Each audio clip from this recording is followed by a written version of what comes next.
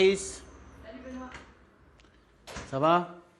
On peut faire un petit point sur l'hébergement pour le Tour de France, s'il te plaît? Depuis avril dernier, l'Office de tourisme de Ronchamp a décidé de lancer un appel à tous les volontaires, tous les habitants du secteur qui souhaitent héberger les nombreux spectateurs du Tour de France attendus pour l'arrivée d'étape du 8 juillet à la Super Planche, à une vingtaine de kilomètres de là. En termes d'hébergement, il est vrai que tout est déjà complet depuis un moment, à la fois pour le Tour homme et le Tour femme. Et on s'est dit qu'il y avait certainement des particuliers qui avaient soit une chambre, soit une maison secondaire qui pouvaient être louées au profit de passionnés du Tour. Une trentaine de personnes ont répondu à l'appel. Jean-Claude Darcy en fait partie et il propose ce bungalow tout équipé à côté de chez lui dans cet havre de paix qu'il a construit lui-même.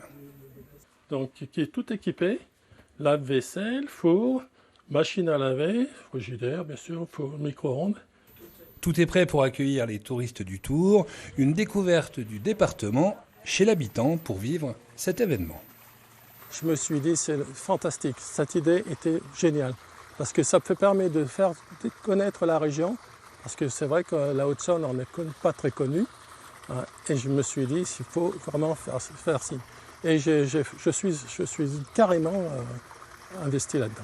Si vous habitez à proximité dans le secteur de Ronchamp et si vous souhaitez proposer un hébergement ou si vous êtes à la recherche d'un hébergement, n'hésitez pas à contacter l'Office de tourisme de Ronchamp. Cette année, le Tour de France, ce sont 2 grands rendez-vous à la planche des Belles Filles, le 8 juillet avec les garçons et le 31 avec les filles.